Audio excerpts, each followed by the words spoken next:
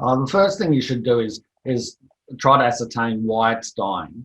So is it from a something like a lack of water? Is it a climatic thing? Is it grown at the right time of year?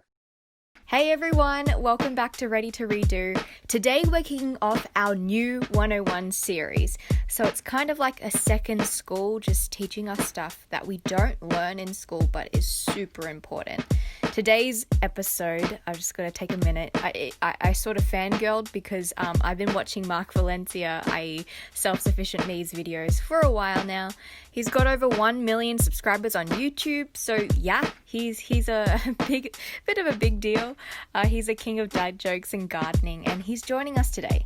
So after working in the Australian military, he's now all about self-sufficiency and growing your own produce. And he teaches us tips and tricks for beginner gardeners, proper soil hacks, composting, whether or not to save a dying plant, and some pineapple secrets that supermarkets are just not telling us.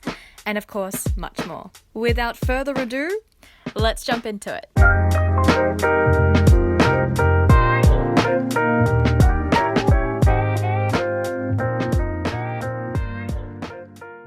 Yeah, a lot of people, rightly so, talk about Indigenous, especially here in Australia, and their relationship to the land, which is so true. And I've been on survival courses in the military, and I've worked in Aboriginal communities up north and everything with some fabulous Indigenous people, for example, and they do have a great relationship to the land. However, we are also human, and no matter where you come from, what creed, we have an inert, as humans, relationship with nature anyway, because we're part of it. And we might live in a concrete city, but when you put yourself out in the nature, it's what people love, going on walks or seeing views, because we have that urge to get back to it. So what I'm saying is, it isn't that hard. It's when you trust yourself, you can easily get into self-sufficiency, because it's something that we're pretty much good at, just inherently. It's true, because we're part of it. So yeah, you heard it. No excuses. Let's get gardening. And also, I'm going to do some of these voice insertions throughout this thing. So get ready for that. If you can understand that philosophical sort of way. Yeah, for sure. And I think from the time that you started, was it 2006? It was 2006 when we moved here. True. Oh, okay. Yeah, we okay. We got the property in 2006. Sort of 1 foot on the ground. We just slowly got there, and it wasn't until 2008 then I left the military. So it was sort of off the beaten track in a way, and the place looked awful. It was completely overgrown. It was 3 acres, but probably 2 acres was trees, and in the middle was a big patch of nothing. Once I got here and started working it myself, I realized that this was a really excellent property. It sloped downwards slightly, had a great area for an orchard. It was enclosed by big gum trees, which some people think is bad for gardening because the gum trees can suck out the moisture and the nutrients from the soil. Oh, interesting. But it actually makes a really excellent mini microclimate for this property. Blocks a lot of the heavy winds. It sort of holds in the heat in winter as well. It works really nicely with the veggie in the middle, orchard on the right, but we've got fruit trees sort of everywhere now anyway. And the treed area in about an acre down the back, away from the house, where the chickens and the ducks can roam around in a shaded area because it gets pretty hot. So it's worked well for us. Yeah, and it looks great in the pictures too, in the videos. And let's blend this also into the topic of education, because essentially that's what your channel's about. It's about teaching people and giving them the tools to be more self-sufficient with the knowledge that you have. And that's awesome. And you do it in a really fun way too. And so the thing is though, schools don't really teach sustainability, or they don't really teach the gardening 101s. They sort of just do the biologies, but we don't really relate that to gardening. And so I've got a bit of a scenario for you. So if you had a class of students new to gardening and you're just in the school, maybe a permanent teacher, I don't know, but what would your first few lessons be about? Because you're sort of focusing on the foundations right now. Oh, yeah. I mean, I think my first thing that comes to mind, I don't know if it's right or not, is grow what you want to eat. So to get people encouraged, especially children in gardening, you've got to target a few things that they like. So I would first of all start growing some easy crops like strawberries that taste nice, especially homegrown strawberries, because they're not growing fast. They're not hydroponically grown, which a lot of strawberries are these days. They look great, big, fat, red things, but they're very bland, whereas a homegrown strawberry is always sweeter. And could you sort of go into just for the listeners, what hydroponic means? Well, hydroponic is grown with water primarily, and then the nutrients added to that water. So they're sucking up nutrients, and it's almost like it's almost like having an intravenous drug into the vein. Sort of, it's easy to access for the plants. But if you grow plants in soil, I'm not saying, like, lettuce is pretty good hydroponically grown. I'm not a big fan of strawberries personally.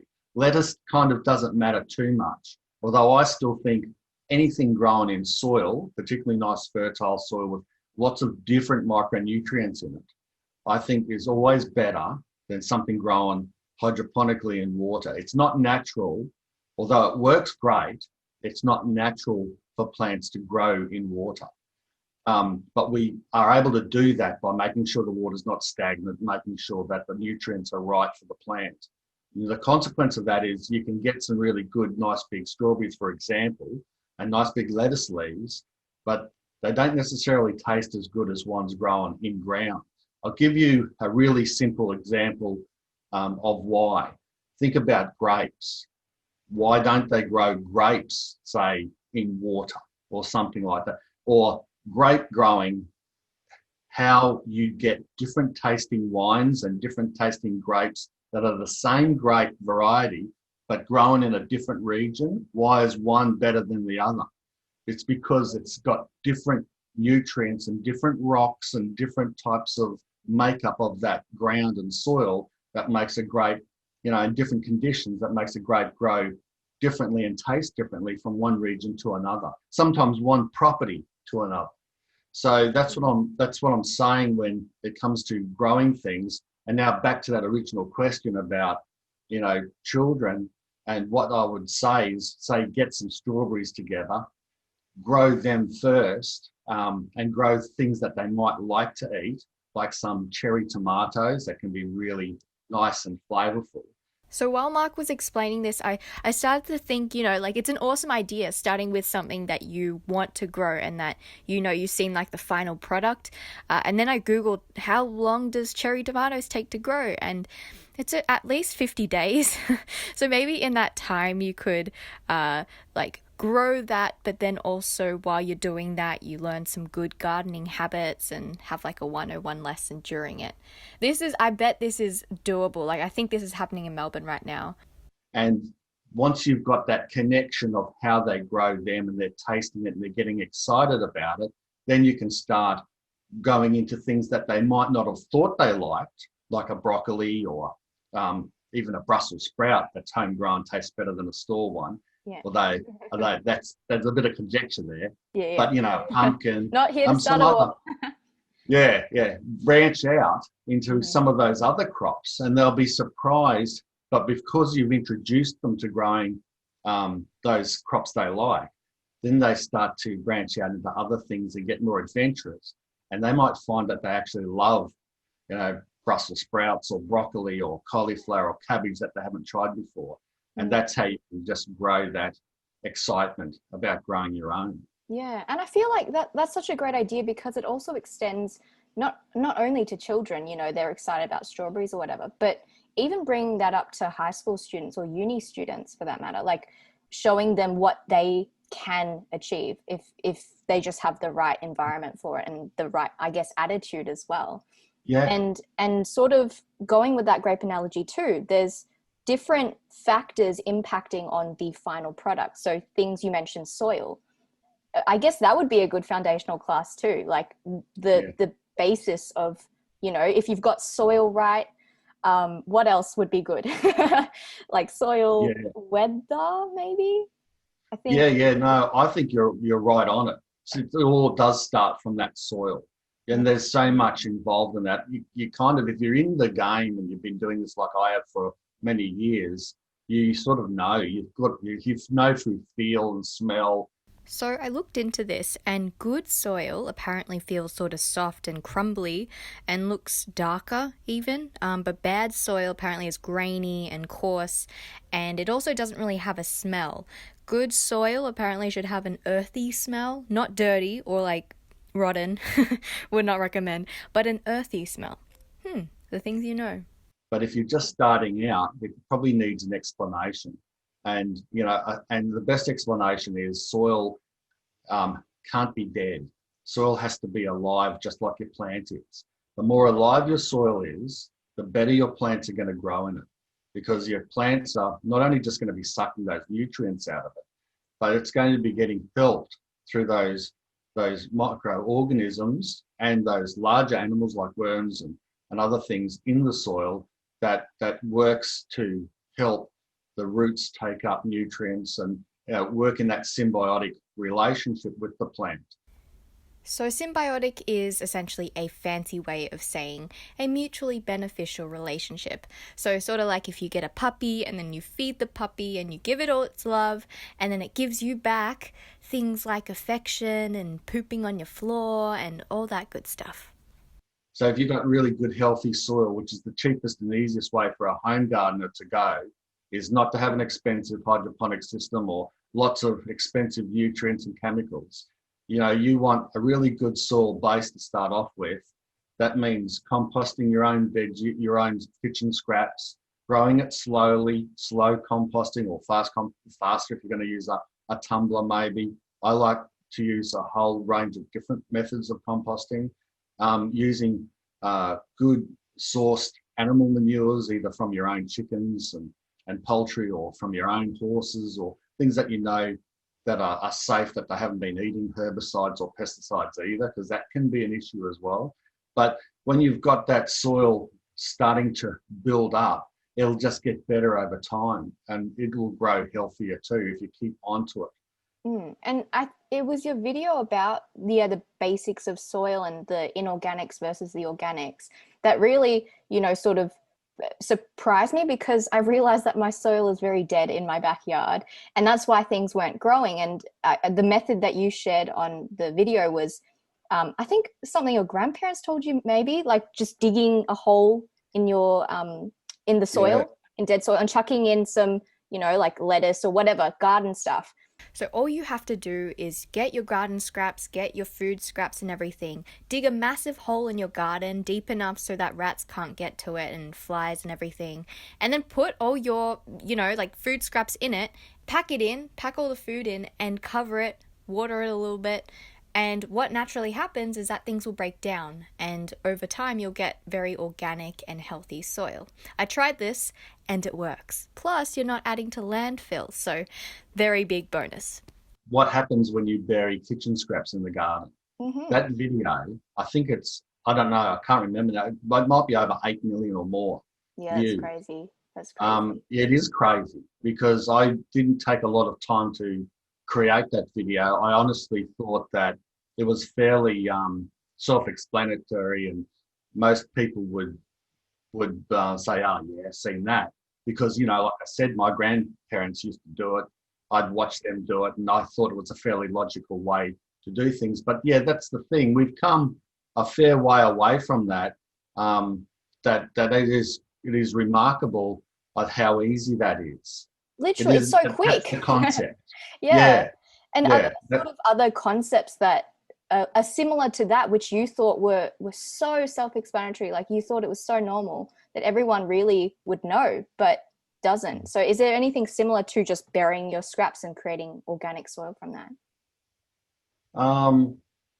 Well, there's compost making. that's the way nature works. You know, my eye thing is look and see the earth through her eyes. And that's one of my major principles for me every day when I'm thinking and trying to solve problems in the garden. I think about that. And that's why this, you know, some people just hate this logo, but Who are they? you get the haters. You do get the haters. Oh, yeah. Oh. But I think, and it can be a bit confronting because it's like one big eye, but getting away from that.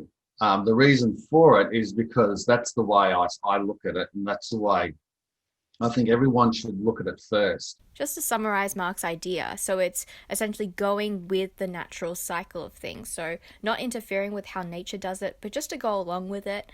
So with things like composting. When you're talking about, you know, life, things die. And when they die, what happens, you know, if it's out in the forest, a tree will fall and it will get eaten by termites and it'll rot because of the weather. And then you'll have new trees and shrubs really grow from that. And they will not only grow from that, they will get more light because that tree's taken a bit of the canopy out, more light can get in. And that tree breaking down provides food for years for those new trees and new shrubs coming through. Home for animals, food for animals, and nutrition for new plants. And so it makes sense to get as much as you can out of their kitchen waste and all organic waste, and throw it into an area, even if you just like, we've got several things that we do now. I've got a Tumbler composter that we can even do paper in that. I've done shredded paper before. And to clarify, the ink is safe to... Ink is safe. It is nowadays. It should all be safe to be able to compost and put back into your garden, because they shouldn't sell anything that is not safe anymore that's printed, because your little kids could lick their fingers and touch it, and, you know, so that shouldn't be a problem. But yeah, you know, you compost heaps of different things, but we've got the 3 ways at the moment I can think of. Well, 4. You can bury them straight into the garden bed, and that's appropriate sometimes. It might not be appropriate for everyone. They might have raccoons in their property, and they might just dig everything up. They might have dogs that dig, and their beds might not be high enough. So there might be different situations where people can't bury them straight into the garden bed. But I do that. I also have a tumbler that is a bit faster because it heats up, and you spin it around every day. So the tumbler that Mark's talking about is the Maize Compost Tumbler. Yeah, so it's the 245 litre one, and pretty big, but it's got 2 compartments, and I was like geeking over this before. I think I may actually get one myself. It's from Bunnings. And yeah, it's super simple. Mark's actually done a review about it, and I think it's a really good beginner-friendly compost tumbler. So not sponsored though, but I would love to be. Yeah, you can balance things out. You add kitchen scraps, a lot of wet things, and if it's too wet and yucky, you can just balance that out by adding some dry stuff, dry leaves or plants or stuff in there. You know, and you don't have, there's no real method to the madness. There's no scientific formula or exact science to it. I mean, because I do science, I guess there is a theoretical side to everything, or a scientific side, but I think what Mark's just saying is that it's more to do with self-judgment, like not having to rely on the intricate details, but just going with what feels right. You just if it's sloppy and yucky, add some more dry stuff. If it's really too dry and it's not breaking down, add some kitchen scraps, add some wet stuff. And then the other way, I've got 3 bays, and that's my main composting system. It's slow composting, where I throw everything in a really big 2 meters long by 1 meter wide bay that I made out of old pallets, wooden pallets. I'm out in the garden. Okay, sort of a 3 bay system. So, right, I want to start my first bay. I've got a whole lot of gardening to do. I know I'm going to get a whole lot of debris and everything. So let's cut down these bananas. These are finished. All these shrubs are done. All these peppers are finished in the garden. And I've got this huge pile. I throw it in the first bay, and it's almost up to the top of the pallet. Within about 5 days, it'll lower down to about 1 foot. because it all crushes down. Meanwhile, we're cooking in the kitchen and we got one of those fermenting bins. It's like, you know what they ferment beer in? Those containers? Yeah, I've seen those, Big white containers. Yeah. Well, you can get them in 15-litre containers. They're usually 30-litre beer containers, and they ferment beer in them. Well, you can get them at half that.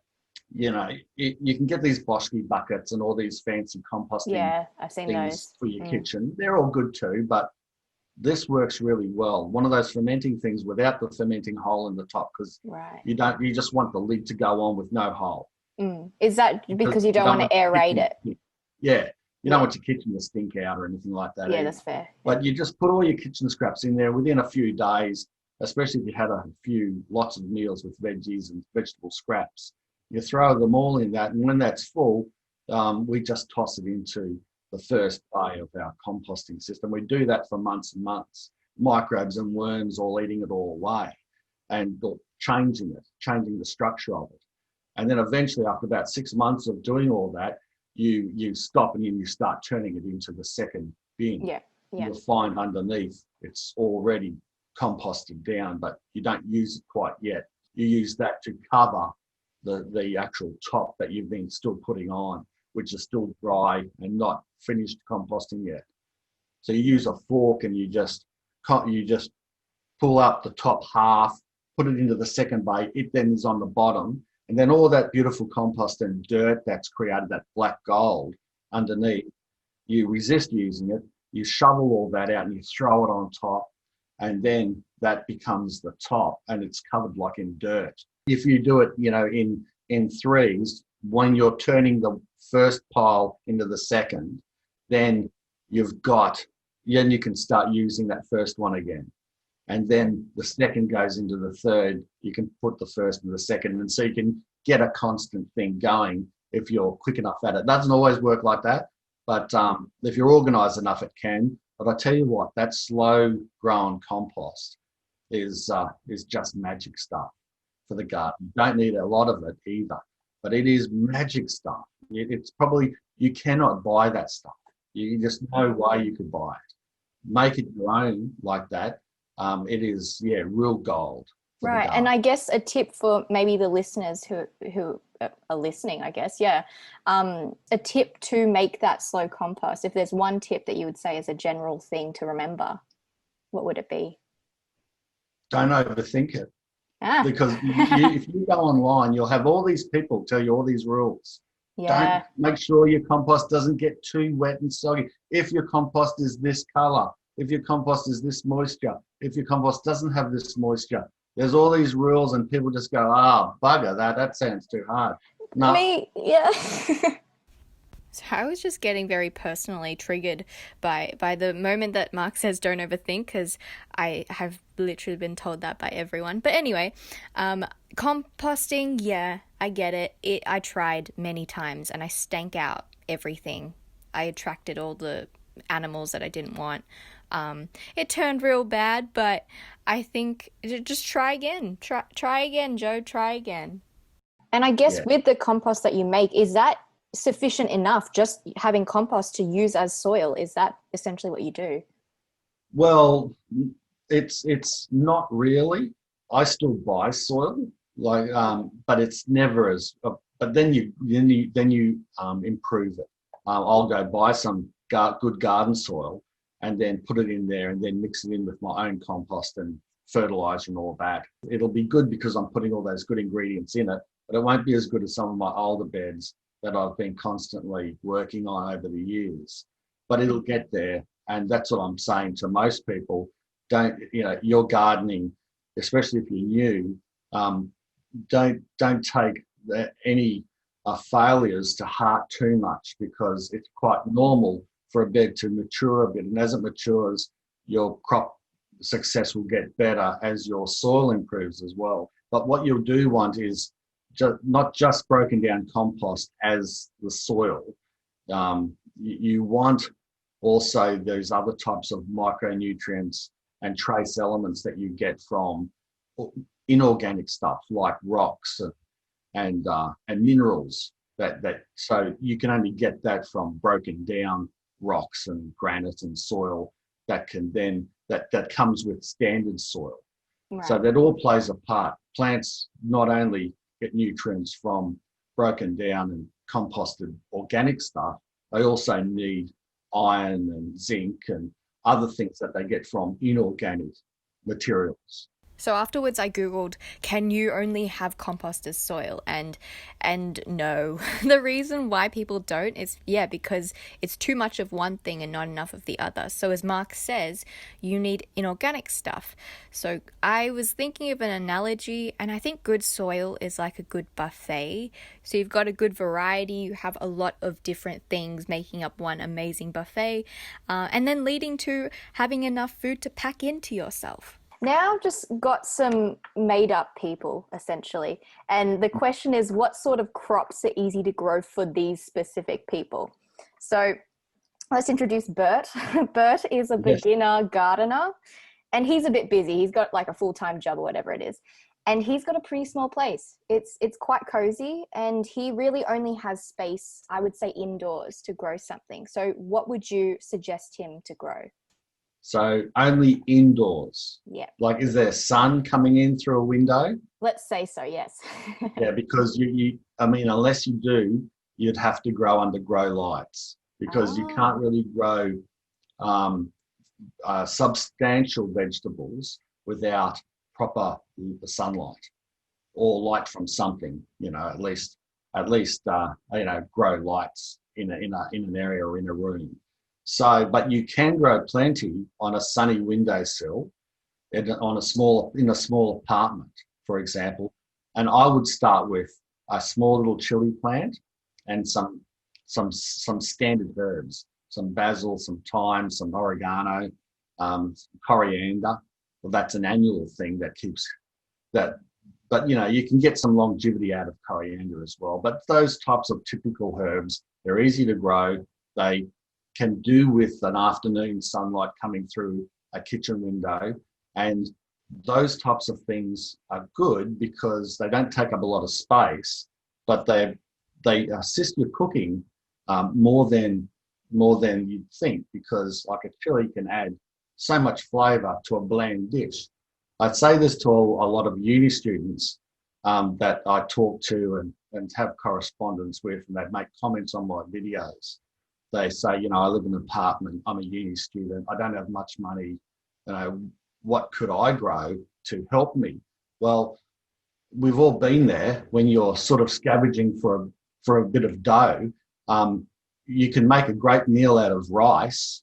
Rice is cheap, potatoes are cheap. So you buy some cheap stuff, cheap starches or whatever from the supermarket. And then you can flavour that rice with a few herbs and some chilies. Before you know it, you've turned a bland sort of dull rice cook up into a really nice, tasty meal that doesn't cost much. And you can add those flavours. If you're going to buy some chilies, one or two chilies from the supermarket, it's going to cost you $4 or $5. Literally, yeah. Mm-hmm. Yeah. Herbs, they're like $3 for like 2 sprigs or something. Yeah. Yeah.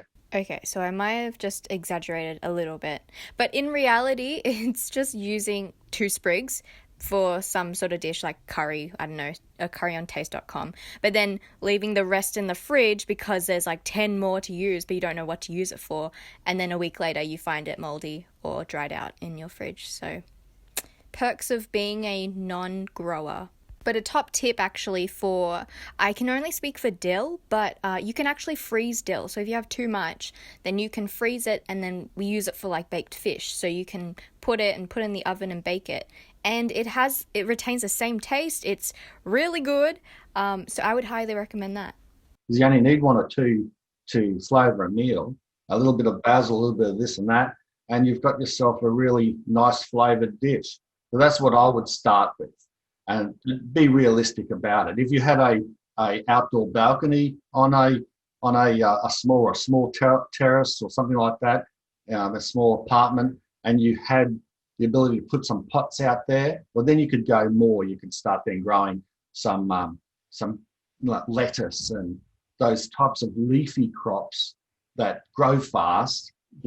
Have a small root system, and don't mind small containers at all, but you can get a lot of bang for your buck, and you can then have salads and leafy greens and spinach, that type of thing, and you could branch out more. And there's a lot you could do on a small balcony, and then you just branch out from that. Yeah, and they also do have vertical things as well, right? Like holding up some pots and everything. So if you've got a small space, you can sort of hang it on the wall and then let it sit there. Yeah. There's been a boom in innovative products coming out of grow walls. You see those herb walls, and they have all that connected irrigation piping through it, and it filters through, and you water from the top and it filters all the way down, and then it can even recycle itself. So if you're on a balcony, you're not having water running over into the next balcony below you or whatever. So it's genius. Yeah. There's plenty of these great systems coming out now with technology. If you're really into wanting to grow a few things, I don't think a small place or a small backyard or an apartment is an excuse anymore. It's to not do it. That's true. I think there's plenty of things you can get into and plenty of products out there that can assist you growing in whatever space, vertically or whatever. That's true, yeah. And we've got Winona here, who is a forgetful waterer. She just forgets. Like, it just doesn't cross her mind. Of course, Winona is not just an excuse to take the blame off me. So is there any sort of plant that survives this harsh environment? Well, I suppose there are some hardier plants than others, but I would go down the line of, because you're looking at, say, a fruit tree like a citrus that could be neglected a bit and you can get away with it. But if you're growing leafy vegetables and that type of thing, you really need to water them regularly to get the most out of them. Otherwise, even lettuce will go quite bitter if it's stressed out. Same. Let me just repeat it in case you didn't hear that. Lettuce will go quite bitter if it's stressed out. So it wants regular water. So my advice would be, don't go looking for water-wise plants, although there are plenty probably out there. I just can't think of any great examples off the top of my head.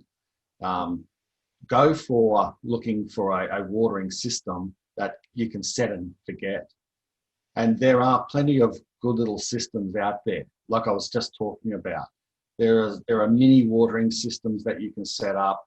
There are whole systems that you can buy that have everything already done. Practically, you just got to put the plants in it and have the water access, and that will be it. They're pretty simple to set up and it's pretty easy to do.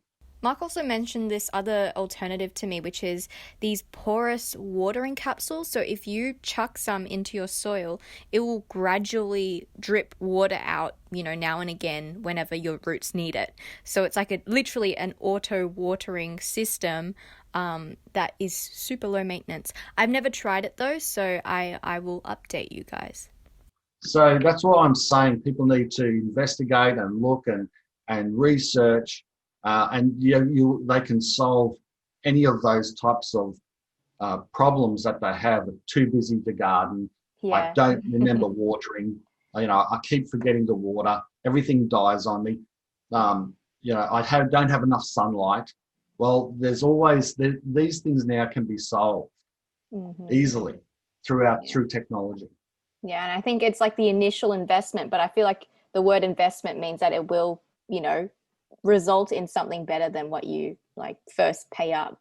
So I feel like it's getting over that initial speed bump. Yeah, that's right. And when talking about investment as well, people tend to forget that the extra benefits that you get out of growing your own too, the mental health benefits. Yeah, the exercise, the tranquility, you get out of the satisfaction you get out of growing your own. Yeah, for sure.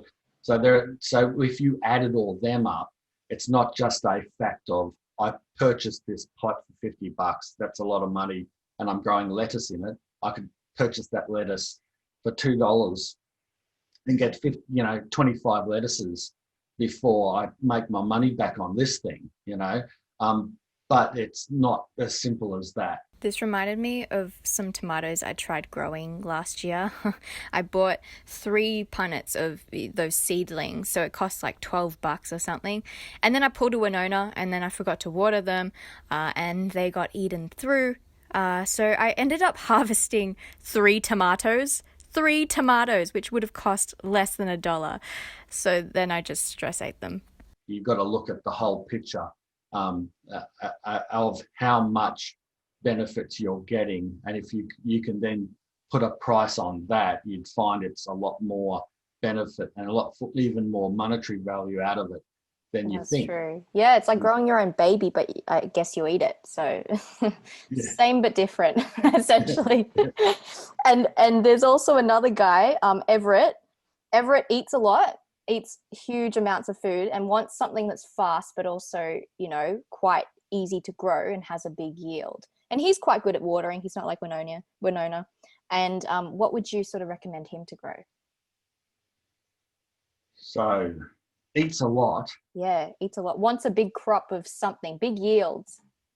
Yeah, big yielding things. Well, tomatoes. Oh, that's true. Yeah. Even a small pot type determinate tomato. That's one that doesn't grow too big, because tomatoes have 2 types. You got the determinate and you got the indeterminate that grows like a vine and keeps growing. So even the small ones, you can get 3 to 4 kilograms of fruit off one in a season with over 3 months or so, 3 or 4 to 5 months. So you can get good bang for your buck in a small space from growing tomatoes, and tomatoes can be added to so many things and used in so many different ways, as we all know. Yeah. Didn't you say it was one of your favorite things to grow? It is the favorite. Yeah. The number one, number one. Yeah. It's my number one fave. And there's over 20,000 different varieties of tomatoes you can try. Oh, Jesus. How many have you grown so far? Oh, I don't know, but it would only be several hundred of different varieties. Yeah. So, I'm never going to get there, and no one will, but I don't know, actually. Surely there's a way to Patreon Mark and get everyone to send in a tomato from across the world. Hit me up if you're interested. If you're into tomatoes, there's a long list of different ones you can try. I feel like if you want to specialize in anything, you could just be a tomato grower mentor. Like surely someone would want to follow in your footsteps. But yeah, I think, there was another one. So if, not a person anymore, but this one was, so if someone does have a dying crop or something, a dying plant or veggie, what sort of things should they look at and assess and see whether it's even able to survive, or whether they should just let it die? The first thing you should do is try to ascertain why it's dying. So is it from something like a lack of water? Is it a climatic thing? Is it grown at the right time of year? A lot of people, because they'll grow from, if you go to Bunnings, for example, or a nursery, they will sell all types of seedlings out of season. It's easy to raise seedlings. You can grow them in a controlled environment and then put them out in the nursery, and people come along, and if they're not sort of savvy with the right season, they'll see these perfect, nice little seedlings and think, oh, great, I'll grow some tomatoes. But it might be in the middle of summer in the subtropical climate like here, and they get them home and they'll just perish because it's just too hot for them. And that's no fault of theirs or anything. It's just that it's not the right time of year to grow them. And so you've got to make sure it's the right time of year. So are you growing that plant at the right time of year? Is it getting enough nutrients and water?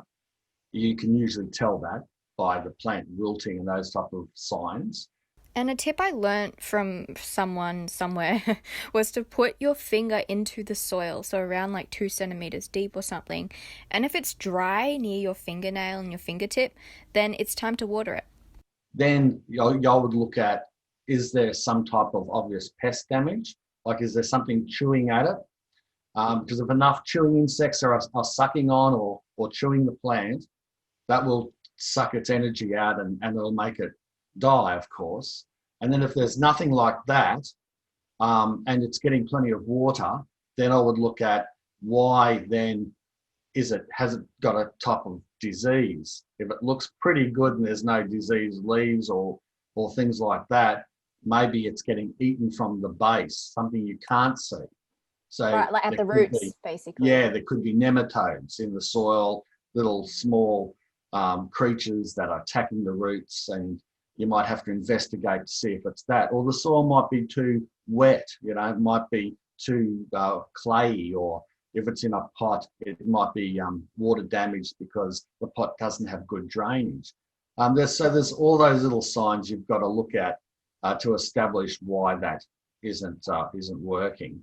Yeah, it's a lot, right? There's a lot to. It seems like it, but it's not. It seems like it, but it just sort of rolls off in an instant. What you can kind of tell, and the longer you do it, the easier it gets. I have done no horticultural degree. I'm all completely self-taught from the internet and reading, but mostly just from getting out there and looking and observing and retrying and finding out why things perished and why they did well, and learning through experience. And yeah, that's true. I encourage that more than anything, because when you're out there doing, you're doing, and that's the fun part. I just wish more people would have more of a go at it. That's why I say get into it. That's why tagline isn't necessarily get into the video, which I say at the start of most of my videos now, but it's get into it, meaning just take that step and get into it, because you'll find that it's not that hard. And especially someone like myself, who can, if I can do it, like many people say, anyone can. And I really deeply mean that. And I just wish more people would get over that and stop looking at the roadblocks, or thinking there's roadblocks, or making excuses, and just follow it. Just step off that ledge and get into it. So this began our passionate rant about practical versus theoretical work, which I hope you enjoy.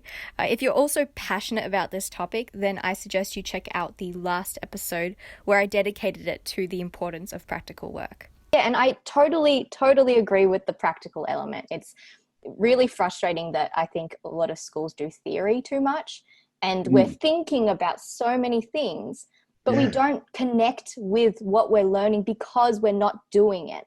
And I think that frustrates me so much, because there's so many missed opportunities to actually jump in or get into something because we're so caught up doing an assignment and writing an essay instead of doing the thing.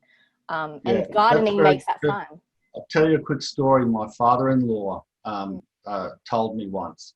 This was several years ago. He used to be a teacher in Western Australia, but he had many roles. He was a geologist as well, and he also was drafted into Malaysia during the Vietnam War, I think it was. Yes, and but anyway, as a teacher, because he was a good teacher, they made him sort of go in with a bunch of troubled teen boys, probably said about 20 or so. So a classroom of troubled teens, and he was supposed to somehow try to teach them because they were kind of unteachable, right? And the theory, this is just what you were talking about. He said, bugger the theory. You know what I'm going to do? After about the first week, he said, nah, I know what to do. And what he did was, he said the boys came to school that next week, and when they walked in, their eyes were like that because he had a car motor in the middle of the classroom. Yeah. Really? Oh, that's awesome. Yeah. And that's what he did. He just got them tinkering with this machine and fixing it and working out how it works, and just doing the part, not theory, doing.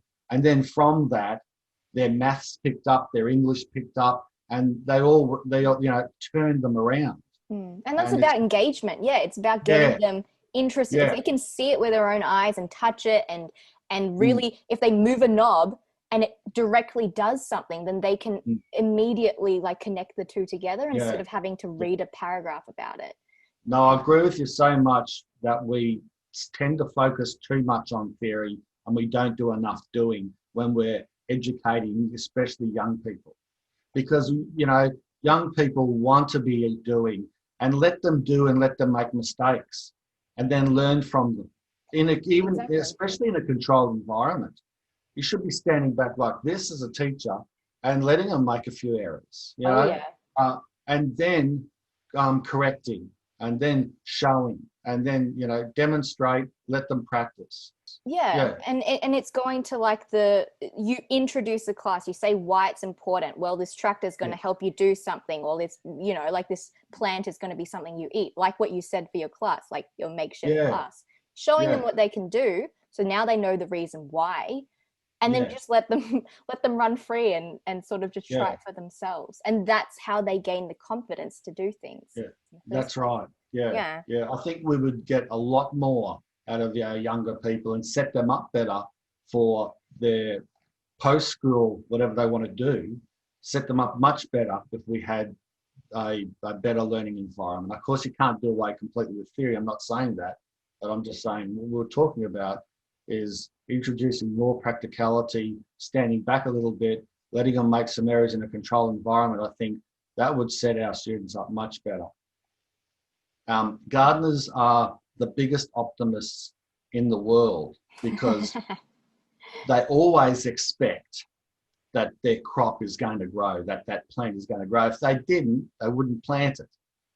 So when it fails, that's part of gardening, you know, and it's a good sign when you have failures, but you're still getting out there and doing, because that means you're still very optimistic. And I think being optimistic is one of the best things you can be in the, you know, for your life. An optimist, but also a good waterer. So you got to pair the two together, else you just kind of fail anyway. That's right. And because your channel is essentially split into like, you know, self-sustaining, growing your own stuff, but it's also about sustainability, because you have mentioned a lot about pesticides and how to be conscious of what you're doing, because it could be saving your plant, you know, it could be creating great harvests, but you're inadvertently also impacting the environment in a negative way. And so could you sort of elaborate on these pesticides that we use and what the results can be? Yeah, okay. It's tempting because it's an easy fix to be able to use a systemic pesticide, a really strong one. You know, there are different types and levels of pesticides that you can use, and sometimes you can use a homemade remedy to get rid of certain insects and pests in your garden.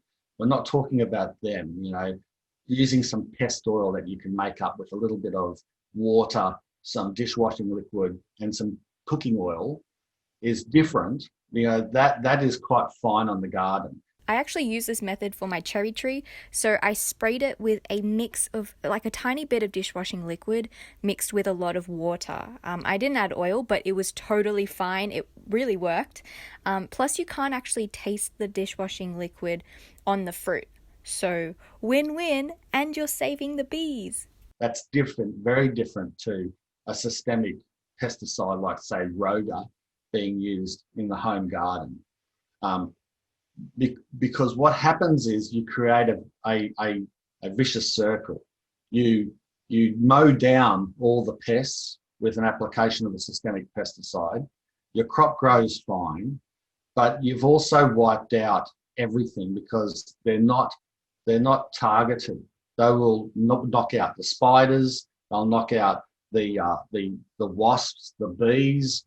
They'll knock out everything, those pesticides, as well as the baddies. And you're then always in the picture. You don't want to be in the picture. If you want a good organic backyard, you want to be out of it. You want to let nature fight it out. And I see this all the time in the garden, wasps attacking and aphids getting eaten by beetles and all that. And that's what you want, birds eating the grubs. Yes, birds will take the odd berry. Birds will eat an odd, peck of tomato here and there, but they'll also eat a lot of grubs. And that way, you're not spending money on pesticides or extra stuff. you're not ingesting this terrible stuff in your own system and building up this terrible chemical in your own system. And you're just letting nature take its course. Sometimes there is an imbalance. Often it's not. If you've got a good backyard that you've looked after and harnessed, it's usually stays quite balanced. Our place is very balanced, very balanced. After our conversation, I actually asked Mark what the most sustainable thing to grow is.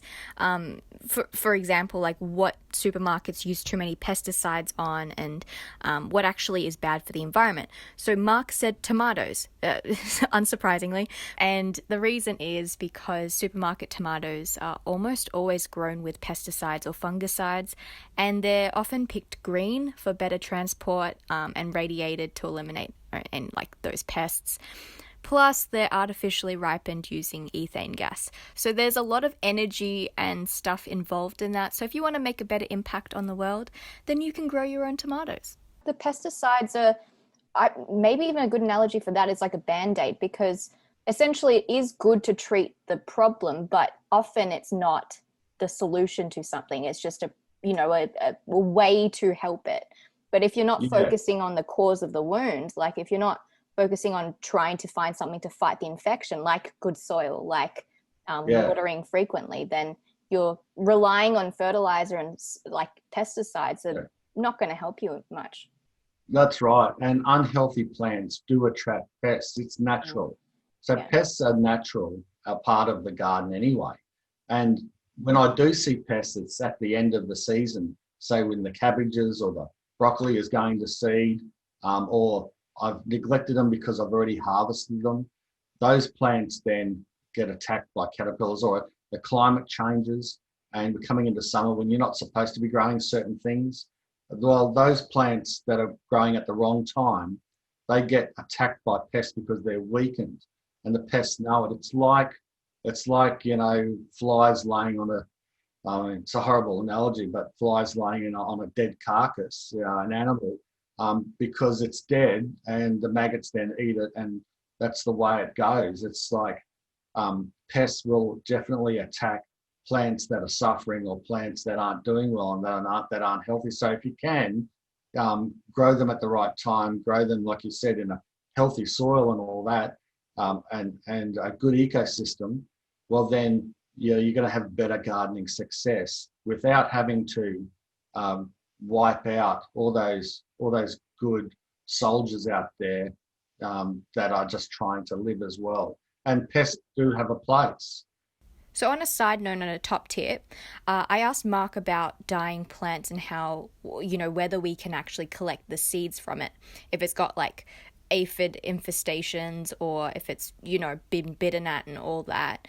And he said it's okay. So as long as, it's not obviously very harmful looking or something, it should be fine. Being able to sort of observe a plant and seeing that it's so infested by pests, I guess, is a good indication to let it go, to sort of realize that this isn't, they're being attacked for a reason. It's not because they're great, healthy plants that they should save, but more so like, oh, okay, well, I'll learn for next time. Like I won't grow it here because obviously it's just going to be the weakest link and sort of just die anyway. I just had a thought. What if I'm the weakest link and I'm the reason why everything's dying? Probably. And I'm not the only one that knows this. Lots of gardeners talk about this. It's the sacrificial plant. Have you heard of that? Oh, yeah, it is literally the weakest link, and you sort of just sacrifice it off. So, you'll have, you might grow 6 broccoli plants. You'll have one might be on the edge of the garden that's not getting as much sun or as much nutrients. You'll find that plant will start to get hit by white moth, and grubs. And they suck. What people do is they, straight away come out with the pesticide and spray that plant. Just leave it. Leave that plant get hit.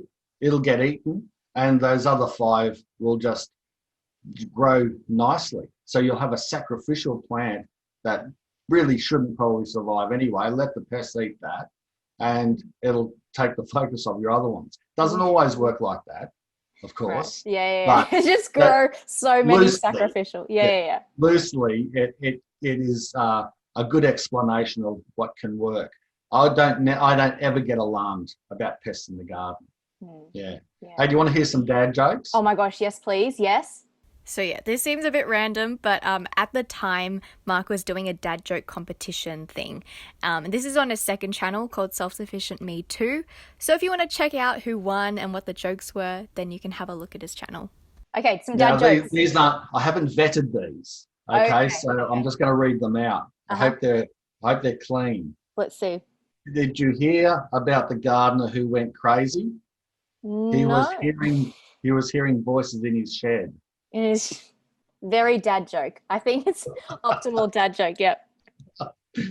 What do you call 3 Irish lumberjacks? I don't know. Tree fellas. True fellas. Tree fellas. Oh my God, of course. Yeah, okay. Okay, that one's actually quite good. Yeah, just took me a moment.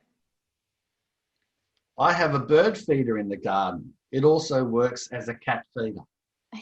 Yeah, and a dog feeder too. Because my dog will literally eat everything up. Oh, really? And birds? I mean, okay, maybe he'll avoid the birds, but definitely like all the poos out there, he'll definitely attack that. When, like these, I'm not saying these are any good. I haven't vetted these. Yeah. When the moon hits your knees and you mispronounce trees, sycamore. Sycamore. Sycamora. I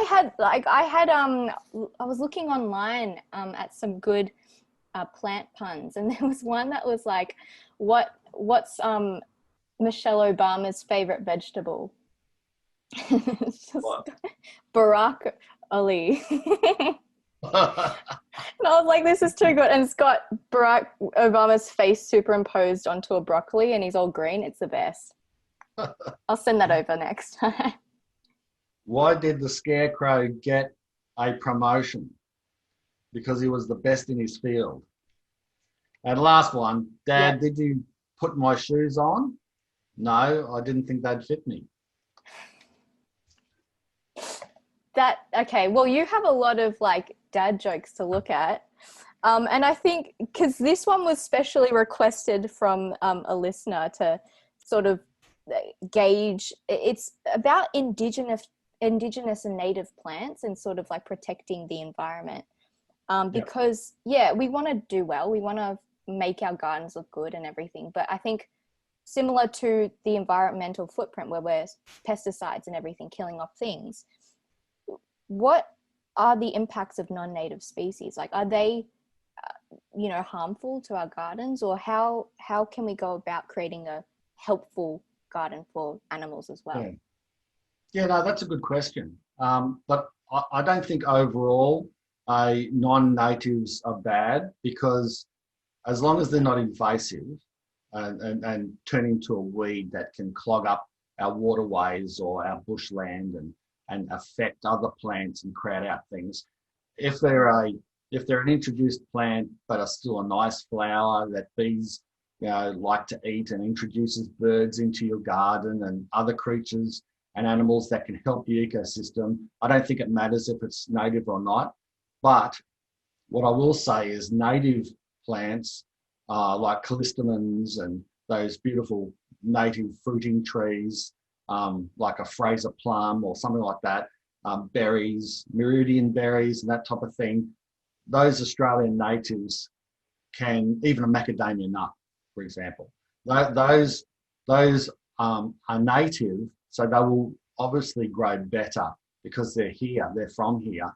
And also the animals that are from here recognise those plants and flowers and trees more. So you'll get better success, I think, if you plant them. Now, I'm not a big ornamental type guy, but we have planted several native ornamentals around the property, like eucalyptuses that flower profusely, that will be feed for native bees, the small little native bees, the stingless bees, and also standard bees, but also food for lots of other pollinators. I mean, people think of pollinators as just bees, but there are thousands of other beetles and pollinators and insects and wasps that also feed off pollen and native flowers. So I think that's the easiest way. Is I don't think we should be scared of non-natives, but if you really do want a good success and creating a good ecosystem, introduce a few. You don't have to fill your yard with natives, because we've got 140 plus fruit trees, and not all of them are native to Australia, of course. Most of them aren't. But then scattered around, we've got these natives that introduce and sort of coax the animals into the yard, and then they find the orange tree, and they find the mandarin, and they find the plum, and then they pollinate those plants, and they find the veggie patch in the middle, and that's how it works. Interesting. And are there sort of like easy to grow shrubs or trees or plants that will attract these pollinators as well and improve? Well, yeah, especially the natives. And that's why people do like native gardens, because they're set and forget. Don't have to worry about them. They're drought hardy usually. If you pick the right plant for your region and area, they usually grow excellent, and you don't have to care for them that much. In fact, over caring for some of the natives, they come with a warning: don't over fertilize, or don't fertilize it, because you can kill them because they don't want too much love. Relatable yet again. Right. Yeah. So that's how easy some of them are to look after. Okay, yeah, and I bet they just have like a list of those on Bunnings. Or do you have a personal favorite? Oh, I'm trying to gather as many as possible. I've got a little area out the front that I sort of got rid of a lot of the ornamentals that we didn't recognise, and I'm putting several fruiting natives in there. Right, like what sorts? Well, things like native myrtle, the meridian berries, the Fraser plum, the Davidson plum is another one. Very sour plum, but it's nice. I actually don't mind eating it just the way it is. A lot of people, it's too sour for many people, but if you can make it into jams and all that. So there are a number of, and it's growing because people are selecting more and more fruiting and indigenous type bush tucker plants. That industry is growing more and more, pardon the pun, and more people are selecting it. So if you say go to a major nursery, you'll find that they'll have a section of native food plants or bush tucker plants that you can choose from and start growing them. And they double as good animal attractants, as well as grow easy, as well as food. Yeah. Because they're adapted to our climate. That's actually, I think that would be a great place for people to start as well, right? Like easy to grow things, that are actually beneficial for our environment as well. Also, if you've got a friend who wants to get into gardening, then you can definitely gift something like this. So give them a good native plant that naturally attracts pollinators. And now let's end this with some rapid fire. So, all right. Yeah, a garden tool purchase you keep depending on, and it doesn't have to be this amazing like gadget, but something you rely on and use often. Well, it's not really a purchase. It's something I took with me when I left the army. Oh, and that was my ET, my entrenching tool. So it's a little, and it's about 50 years old now, but it's issued to every soldier, and it's called an ET, entrenching tool, and I've dug physically 6 foot deep pits with this tiny little shovel. So it's a shovel, but you screw the top of the head and you can make it into a pick or a shovel, and you can use it like a pick, or you can spread it out and make it flat and use it that way to shovel dirt. So that is my go-to tool. I just love it. Have you named it anything? No, ET. Ooh, ET, yeah, that's true. Nice name. And this is a question from a friend. The best tip for growing watermelon? Oh, right time of year. And I suppose plenty of water. Plenty, yeah, true. Somehow we got to turn that into a dad joke. There is a way. I know it is. So you said tomatoes were your favorite thing to grow. So we'll cut that out. But your most satisfying thing to grow? Most satisfying thing. Yeah. Oh, that's interesting. I think bananas. Interesting. Why is that? I think because I don't want to turn this into a really long story, but my uncle who lives over the other side of Brisbane, he's been growing, bananas for a long time, and I didn't have bananas here, and he ended up giving me one of his plants, and they didn't do very well at all, and in fact they just hated our soil or our yard, and long story short, they're composted in, no good.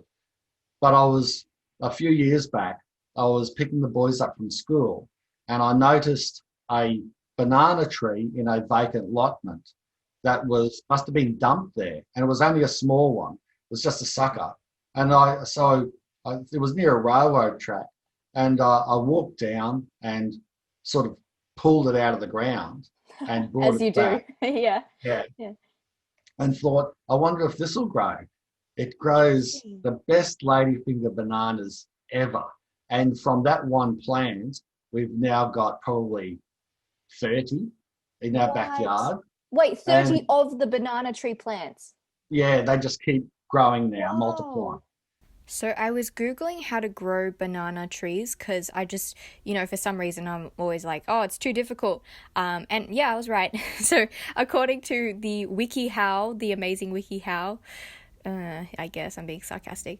You need 50% humidity, so at least 50% humidity and high temperatures. So in Melbourne, that would not work.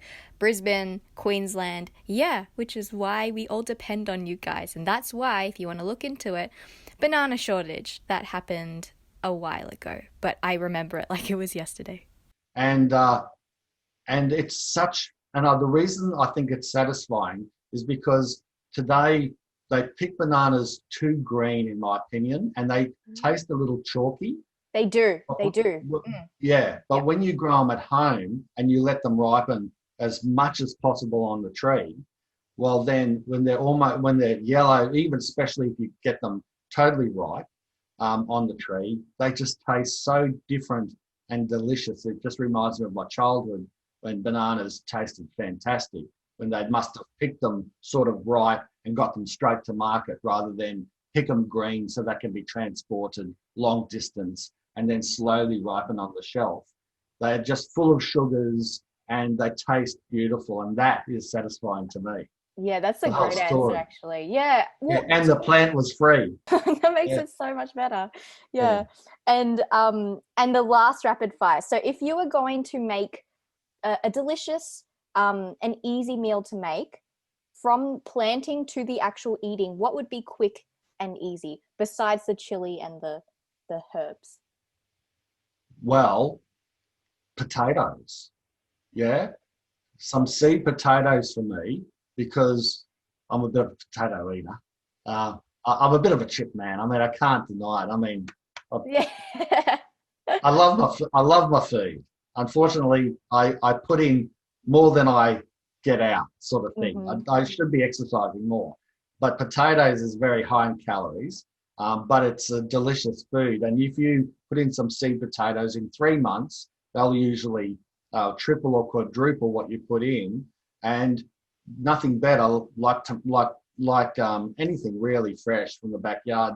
But potatoes are particularly good when they're really fresh and straight out of the garden, made into potato chips. Oh, so good. Yeah. However way you want to cook them. Yeah. I think that is such a nutritious, they are nutritious too, potatoes, but such a satisfying and nutritious and easy bulk for your sort of in and out that you can get.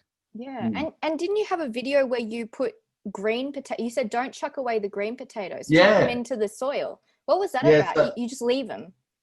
Yeah. So if you, what happens a lot of the time, you can't really tell when you buy some potatoes from the supermarket. They could be on the verge of they could be pretty old. And if they're pretty old, you'll get them home and they turn green. They go green. And of course, they're from the Solanaceae family, which is a poisonous plant.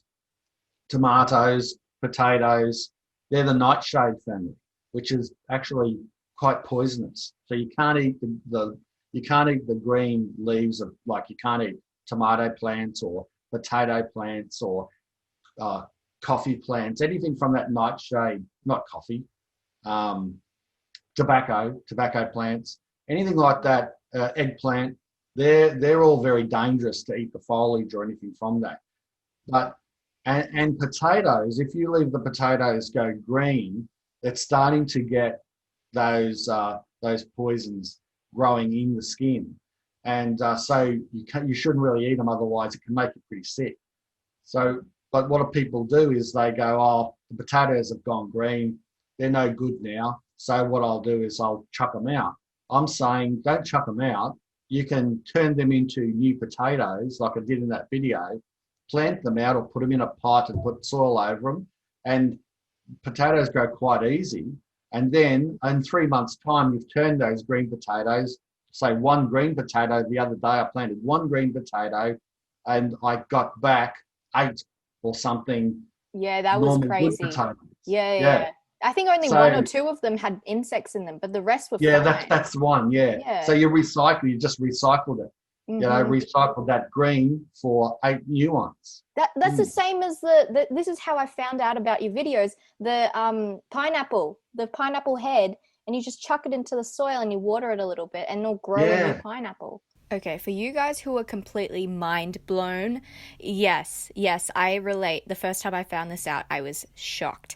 So all you have to do is just grow pineapples by chucking the head of the pineapple into the ground, watering it, and it will come up with a mini pineapple a few years later. It takes a while, but that's why you see big supermarkets, Coles, Woolies, who cut the heads off. They cut the heads off to prevent you from growing it yourself. So shady companies, and I hope you use this tip wisely.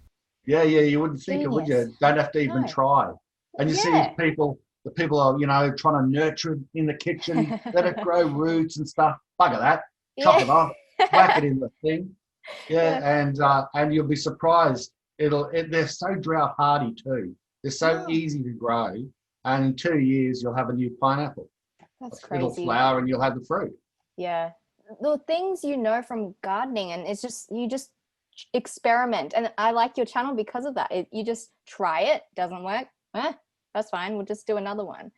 And I think that's most of the fun of it. Yeah, exactly. And that's the attitude, I guess, from extending gardening to anything that we do. It's just trying, failing, trying again, and the optimism that you're talking about. So yeah, you've summed it up nicely. Yeah, and so thank you so much. Thank you for joining us. And thank you, Joe. I've had a ball. It's been really good. Yay! I did say it was going to be a little bit fun. I wasn't sure if you'd enjoy it that much, but yay! Where can people find you? All right, my YouTube channel, Self-Sufficient Me, on YouTube, and I've also got a second channel that's called Self-Sufficient Me Too. That's a bit of a play, but it works. Yeah, it does actually, right? Yeah. Yeah. The difference between the both is my Self-Sufficient Me Too is more of an overflow. I don't constantly update that or upload to that channel, but I do sort of videos that wouldn't sort of make it to my first. Not saying that it's not good or anything. I'm just saying that my first channel, Self-Sufficient Me, has more crafted sort of to the point videos, whereas my second is more now waffly and maybe garden walkthroughs or cooking videos, things that still interest my base, but might not interest a broader audience that subscribe to me on my main channel. Instagram, Self-Sufficient Me with the underscores between it. Facebook, Self-Sufficient Me. My website, Self-Sufficient Me. And I've got a cool blog. I was reading a blog I didn't even know you had one. So I looked through your website and you've got some really interesting topics, and for the listeners, they range to politics and everything if you're interested, but. I actually do quite a bit of different stuff on my blog. I use that as a bit of an outlet to do, to create a bit of different content there. Sometimes it's a little controversial even, where I wouldn't sort of go there on my YouTube channel. I'll sort of go there in my blog, and that website is getting an upgrade too as we speak. Oh, I've been okay. waiting on that. So I'm looking forward to that getting done so that I can do a lot more writing. I've stopped it for the last few months while this upgrade is going ahead, because it's no use, because otherwise, yeah. Anyway, but that, and I also have a forum, selfsufficientculture.com. Oh, okay. So that forum, people can join up. Again, I'm not that busy there at the moment, but I have got big plans for the forum. And so, yeah, join up there if you want to as well. Yeah, for sure. Well, thank you so much for jumping on. And yeah, if anyone who's listening wants to jump on and see his work, like, go ahead, because you're going to grow a lot of pineapples, I think. Pineapples and potatoes, right? Yeah. Cool. Yeah, that's right. Thank you. Thanks, Jack. So I hope you guys all enjoyed that one. Mark is just incredible. His videos are on point and they've got a lot of puns and dad jokes in there. So you guys will very much enjoy it. And if you want to check out more of his stuff, then check out the description. I've got his links there and what he's just explained before. See you next time.